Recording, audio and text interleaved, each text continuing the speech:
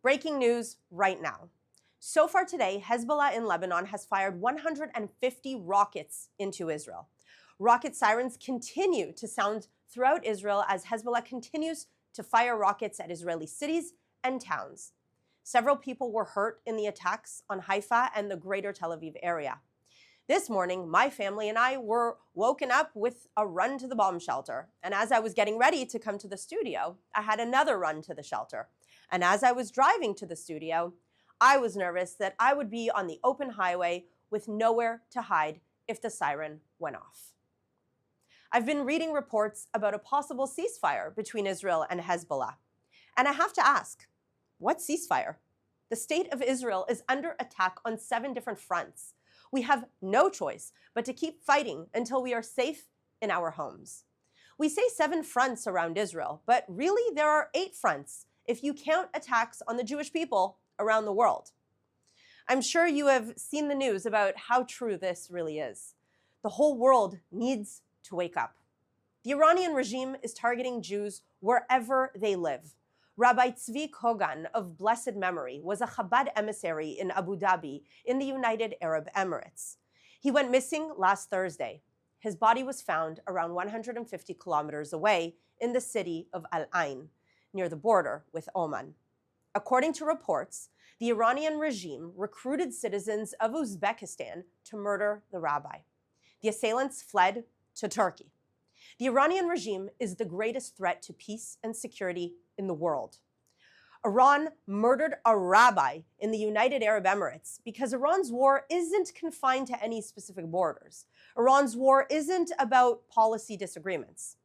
The Iranian regime wants to break apart the Abraham Accords peace agreement between Israel and the UAE. It wants to destroy Israel. And it wants to attack Jewish people wherever they live. We need massive international pressure on the Iranian regime so that it cannot continue to terrorize the whole world. The Iranian regime backed the October 7th massacre, the deadliest attack on Jews since the Holocaust. For more than a year now, Iran has been leading a multi-front war against the Jewish state.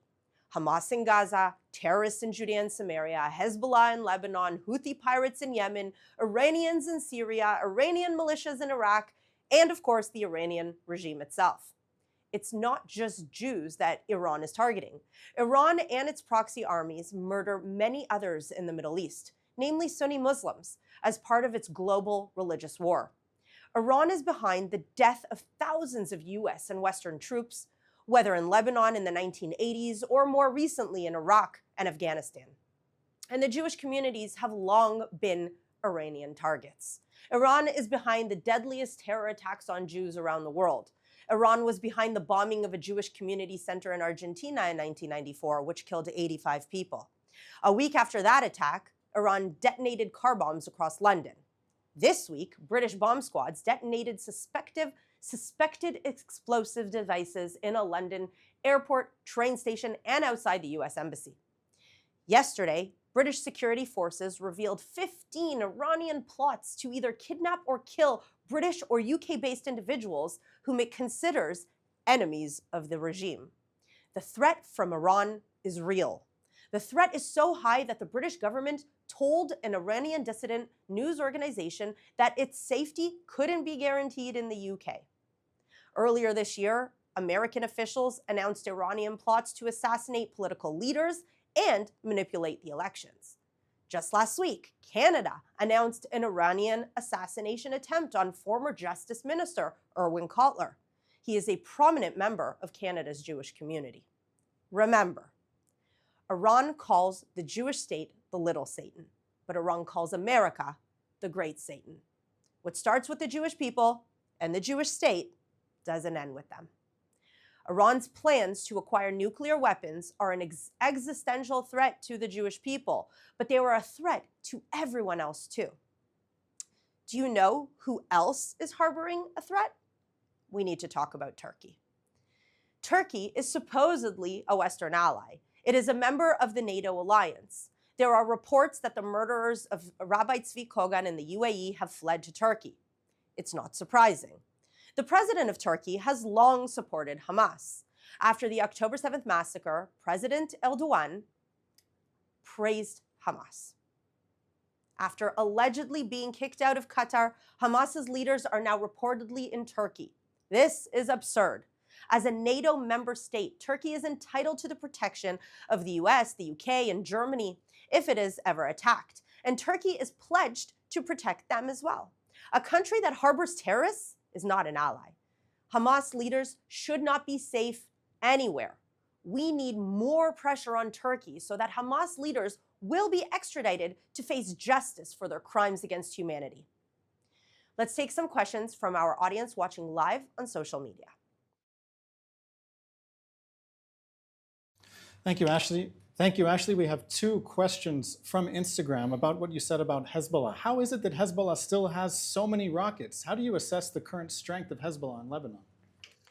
Well, Hezbollah has been building its military capability for many, many years, and especially since the previous Second Lebanon War, which ended, of course, with a resolution calling for Hezbollah to disarm itself and not be on the Israeli border. Of course, no one enforced it. Hezbollah didn't listen to this resolution. UNIFIL was put in place to make sure that wasn't happening. We all know at this point that that is what they have been doing since 2006. They have been building their military capability and arsenal. And it was estimated that at the beginning of the war, they had hundreds and thousands of rockets. And so despite Israel's tremendous success in taking out Hezbollah leaders and also taking out many, many weapons storage and rocket storage facilities, as we can see, they still have the capability to shoot rockets all across Israel, and they are still terrorizing us every day. And that is why it is essential to know that Hezbollah's rocket capability has been taken out so that the civilians living on the northern border will feel comfortable to go back to their home, or at least to have an agreement that will be enforced by the Lebanese government and the international community that Hezbollah will not come near our border ever again. Our next question is from Joe on YouTube, who asks a very simple question. What will it take to stop Iran? What a question. Many of us believe, I mean, there's no right or wrong answer, but many of us believe that the Iranian regime needs to go.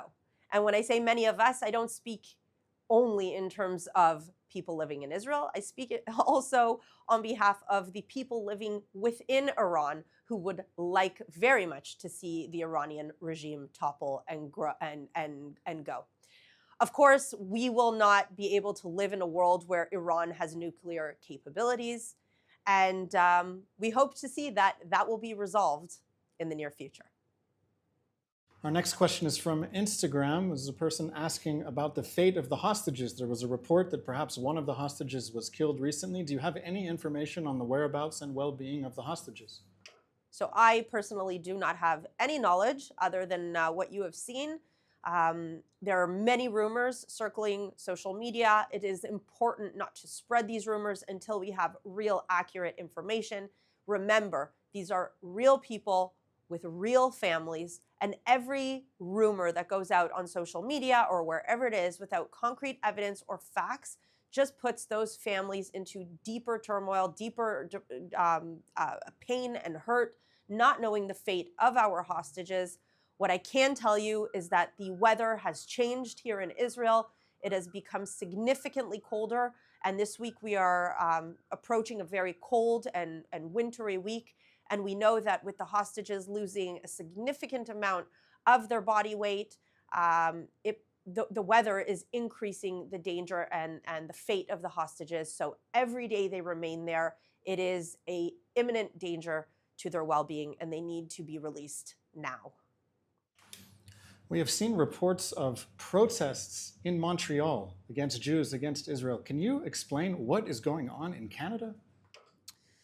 So me being a Canadian-born citizen as well, I was completely appalled to see what happened in Montreal over the weekend. But in all honesty, we have seen the groundwork being put there for many, many years. Unfortunately, there is not a tough enough stance against anti-Semitic calls, against the protests, the encampments, And this isn't new. We've seen this really developing over the past 20 years since I was a university student on my Canadian campus 20 years ago. And unfortunately, we saw what that looks like. And so when they call to globalize the Intifada, this is what they mean. They want to bring chaos and destruction not only to the Jewish state, but to all of Western civilization. And countries that don't, really put their foot down and are really tight on the security of what is happening in their country, unfortunately, if I could predict, we're going to be seeing more and more riots like we saw in Montreal across other major cities in the West, if nothing is done to stop them and bring the perpetrators to justice. This is our last question today. What is your message for Jews living around the world who are dealing with all of the threats that you've just mentioned? That's a tough question. On the one hand, I really, really encourage everybody to never put their head down, bow their head in shame, hide who they are, their identity.